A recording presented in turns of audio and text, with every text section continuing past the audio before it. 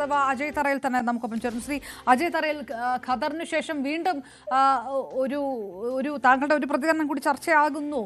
ഇത് മനഃപൂർവ്വമാണോ അതോ കൃത്യമായിട്ട് ഒരു സന്ദേശം അതിനകത്തുണ്ടോ? റീൽസ് അല്ല റിയൽ എന്ന് പറയുമ്പോൾ ഇതാരൊക്കെയാണ് ഉദ്ദേശിച്ചത് എന്ന് സ്വാഭാവികമായിട്ടും രാഷ്ട്രീയ കേരളം ചോദിക്കില്ലേ?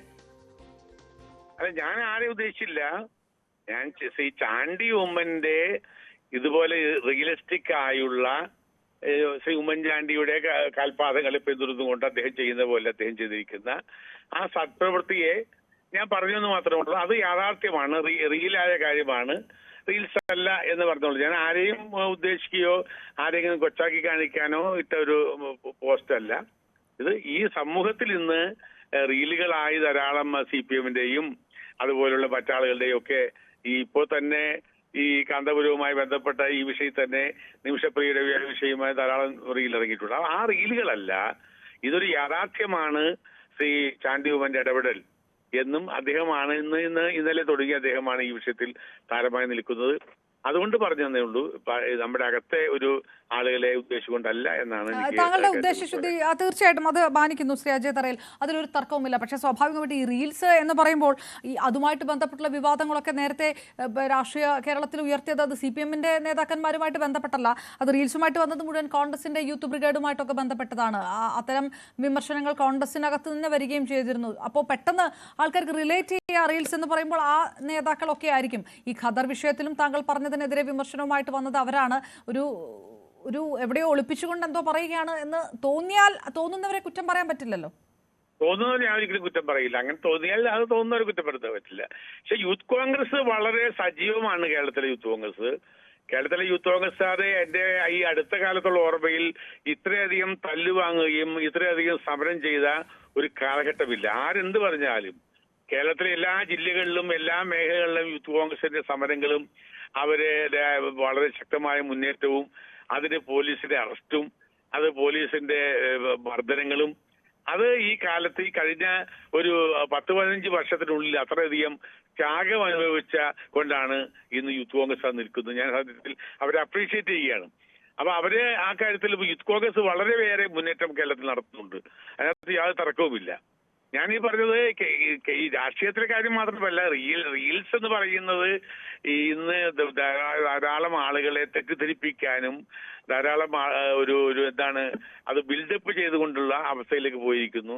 അത് സമൂഹത്തിലെ യാഥാർത്ഥ്യങ്ങളെ തമസ്കരിക്കുന്ന അവസ്ഥയിലേക്ക് വന്നിരിക്കുന്നു.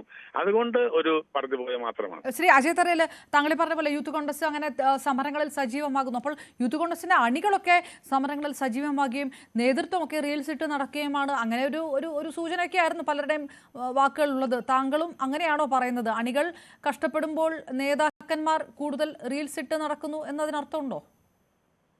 അങ്ങനെയൊന്നുമില്ല. അത് നിങ്ങൾ വളച്ചൊടിച്ചിട്ട് കാര്യമുണ്ടോ? യൂത്ത് കോൺഗ്രസ് കാരണം ഈ കഴിഞ്ഞ ഒരു മാസം കൊണ്ട് തന്നെ ഏതാണ്ട് 10-40 പേര് ജയിലിൽ പോയി, 100 പേർക്ക് തല്ലുകൊണ്ടു, വനിതകളടക്കം മഴ കൊണ്ട് അത് ജലപീരങ്കിക്ക് വിധേയമായി. ഇതെല്ലാം യൂത്ത് കോൺഗ്രസ് അല്ലേ? ത്യാഗോച്ചരമായ സമരം ചെയ്യുന്ന യൂത്ത് കോൺഗ്രസ്. അവരെ അപ്രീഷിയേറ്റ് ചെയ്യാതെ ഒരിക്കലും നിവൃത്തിയില്ല. അവര് ചെയ്യുന്ന നല്ല കാര്യങ്ങളെ നമുക്ക് എടുത്ത് കാണിക്കേണ്ടിയിരിക്കുന്നു. ഒരു തർക്കവും വേണ്ട. അത് ശരി. ശ്രീ അജയ് തറയിൽ, അതായത് അണികൾ അതൊക്കെ ചെയ്യുന്നു, നേതൃത്വം ആ ആത്മാർത്ഥത ഇല്ല എന്നതിനർത്ഥം ഉണ്ടോ? അത് ഞാൻ നേതാക്കളെ ആരെയും കുറ്റപ്പെടുത്തുന്നില്ല. നേതാക്കളും അതിന്റെ ആണല്ലോ ഇതിന്റെ ലീഡ് ചെയ്യുന്നത്. പക്ഷെ അതിനകത്ത് ഞാനീ ഒരു പാർട്ടിക്കകത്ത് കുറെ ആളുകളുടെ മനസ്സിനകത്ത് പുതിയ ഞങ്ങളൊക്കെ പഴയ ആളുകളാണ്. 10-55 വർഷം ഈ പണി തുടങ്ങിയിട്ട്. അപ്പൊ ഞങ്ങൾക്കൊന്നും ഇല്ലാത്തൊരു കാലഘട്ടങ്ങളിലൂടെയാണല്ലോ ഇപ്പൊ റീലുകള് അതുപോലുള്ള കാര്യങ്ങളൊക്കെ വരുന്നത്. അതുകൊണ്ട് അതിനേക്കാൾ അപ്പുറത്തേക്ക്, റീൽസിനേക്കാൾ അപ്പുറത്തേക്ക് കുറച്ച് റിയലിസ്റ്റിയിലേക്ക് വേണം, റിയലിസ്റ്റിക് ആകണം എന്നാണ് ഇപ്പൊ തിരുവനന്തപുരം രാഷ്ട്രം തന്നെ കഴിഞ്ഞ ദിവസം പറഞ്ഞു കഴിഞ്ഞു, അതുപോലെ പറഞ്ഞിരിക്കുന്നു. അപ്പൊ അതിനെ കുറിച്ച് പറയുന്നത് മാത്രമേ ഉള്ളൂ. അത് ഒരു പോസിറ്റീവ് മൈൻഡിൽ പറഞ്ഞതാണ്, ആരെയും ആക്ഷേപിക്കാനല്ല എന്ന കാര്യമാണ് എനിക്ക്. ശ്രീ അജയ് തറയിൽ, ഒരു കാര്യം കൂടെ ശരിയാണ്. അതിപ്പോൾ പുതിയൊരു കാലഘട്ടത്തിൽ പറഞ്ഞാൽ ഈ കോൺഗ്രസിനെ സംബന്ധിച്ചും പഴയ കാലഘട്ടത്തിലും നമുക്ക് മറക്കാൻ കഴിയാത്ത പല ഇക്വേഷൻസും ഉണ്ട്. ഉമ്മൻചാണ്ടിക്കൊപ്പം നിന്നവർ, അങ്ങനെ ഒരു വികാരമുള്ളവർ ഒരുമിക്കുന്നു, അങ്ങനെ ഒരു സന്ദേശമൊക്കെ ഇതിനകത്തുണ്ടോ? അങ്ങനെ ഒരു പോസ്റ്റ് കൂടിയല്ലേ യഥാർത്ഥത്തിൽ ഇത്? അങ്ങനെയൊന്നുമല്ല. ഞാൻ ചാണ്ടി ഉമ്മൻ ചെയ്ത അദ്ദേഹത്തിന്റെ പ്രവർത്തനത്തെ ശ്ലാഘനീയമായ കാര്യമല്ലേ? ശ്ലാഘനീയമായ കാര്യത്തെ നമ്മൾ അപ്രീഷിയേറ്റ് ചെയ്യണ്ടേ?